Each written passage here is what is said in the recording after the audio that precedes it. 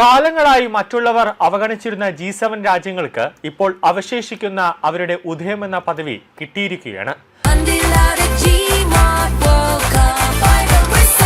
ഗോളടിക്കൂ, football സമ്മാനമായി നേടൂ. LED ടിവികൾക്ക് 70% വരെ ഡിസ്കൗണ്ട്. ആഘോഷിക്കൂ ഈ ഫുട്ബോൾ വേൾഡ് കപ്പ് ഗോപൂനത്തിലെ G-മാർട്ടിനൊപ്പം. ആഗോള വളർച്ചയ്ക്കും ഭരണത്തിനും പാശ്ചാത്യ സാമ്പത്തിക സംവിധാനങ്ങൾക്കും അവഗണിക്കാനാകാത്ത ഒരു സംഘം രാജ്യങ്ങളുടെ നിർണായക കൂട്ടുകെട്ടായി ഇത് മാറിയിരിക്കുകയാണ്.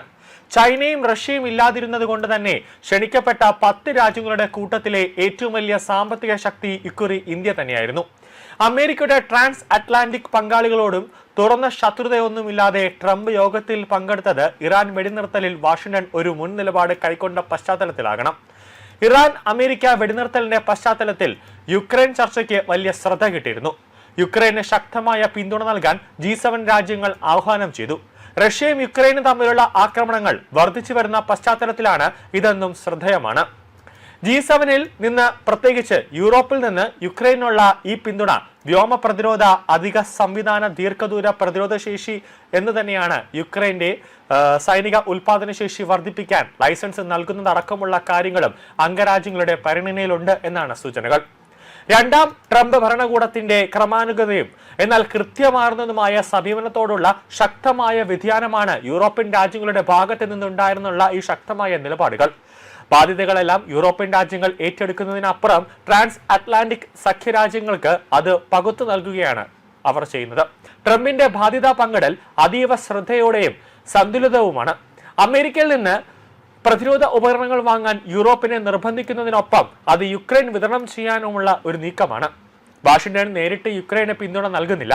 അമേരിക്ക ഇറാൻ യുദ്ധത്തിന്റെ പശ്ചാത്തലത്തിൽ ഹോർമുസ് കടലിടുക്ക് അടച്ചതോടെ ഉണ്ടായിരുന്ന ആഗോള സാമ്പത്തിക ഒരു പ്രശ്നമുണ്ടായിരുന്നു. ആ പ്രശ്നം വാഷിംഗ്ടൺ യുക്രൈനെ പിന്തുണയ്ക്കുന്നുണ്ട്.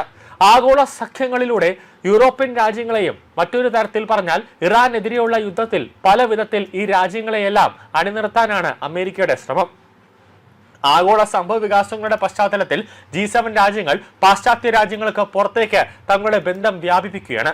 ഇക്കാര്യത്തിൽ കനേഡിയൻ പ്രധാനമന്ത്രി മാർക്ക് കാർണിയാണ് ഇപ്പോൾ മുന്നിലുള്ളത്. കാർണി ഇന്ത്യയുടെ പങ്ക് ഉയർത്തിക്കാട്ടുന്നു. നയതന്ത്ര തലസ്ഥാനം, സാമ്പത്തിക സ്ഥിതി, പരമ്പരാഗത ഇടത്തരം ശക്തി എന്നതിനപ്പുറത്തേക്കുള്ള ഒരു സ്ഥാനം കാർണി ഇന്ത്യക്ക് നൽകിയിട്ടുണ്ട്. ആഗോള തെക്കിലെ ആവശ്യ ശബ്ദം എന്നീ പ്രത്യേകതകൾ അദ്ദേഹം എടുത്തുകാട്ടുന്നു. ഇക്കൊല്ലം ജനുവരിയിൽ നടന്ന ലോക സാമ്പത്തിക ഫോറത്തിൽ കാർണിയുടെ പ്രസംഗം ഏവരും ശ്രദ്ധിച്ചതാണ്. ഇന്തോ പസഫിക് മേഖലയിലെ മറ്റൊരു പ്രതിബദ്ധതയ്ക്കും ഏവിയനിൽ നടന്ന G7 യോഗം പ്രധാനമായിരുന്നു. ട്രംപ് പ്രസിഡന്റായ ശേഷം ഇന്തോ പസഫിക്കിനോടുള്ള പ്രതിബദ്ധതകൾ പിൻവലിക്കാൻ അമേരിക്ക തീരുമാനിച്ചിരുന്ന സമയത്ത് ഫെബ്രുവരി മുതൽ US ഇറാൻ യുദ്ധത്തിന്റെ ആ ഒരു ആഘാതത്തിൽ വലയുന്ന ഏഷ്യയ്ക്ക് ഇന്തോ പസഫിക് മേഖലയിലുള്ള കൂട്ടായ പ്രതിബദ്ധത ആശ്വാസം നൽകുന്നതായിരുന്നു. കിഴക്കൻ ചൈന കടലിലും ദക്ഷിണ ചൈന കടലിലും തായ്വാൻ കടലിടുക്കിന് കുറുകെയും ബലപ്രയോഗത്തിലൂടെയോ പ്രത്യേകിച്ച് നിലവിലെ സ്ഥിതി മാറ്റാനുള്ള ഏകപക്ഷീയമായ ശ്രമങ്ങളെ എതിർക്കാൻ G7-ൽ നിന്നുള്ള ചൈനയുടെ അസാന്നിധ്യം അവസരമൊരുക്കി. ട്രംപ് ഭരണകൂടം ചൈനയെ വിമർശിച്ചു. വാഷിംഗ്ടണിൽ നിന്ന് ചൈനയുമായി ഒരു വലിയ വിലപേശൽ നടത്താൻ കഴിയാത്തത്ര ബുദ്ധിമുട്ടുള്ള കാര്യങ്ങളിൽ ബീജിംഗിനെ പ്രകോപിപ്പിക്കുന്ന സമ്മർദ്ദ പോയിന്റുകളെ കുറിച്ച് പരാമർശിക്കുന്നത് ഒഴിവാക്കിയതിനാൽ ഇതിന്റെ എല്ലാം വൈരുദ്ധ്യം മറച്ചുവെക്കാൻ കഴിഞ്ഞില്ല.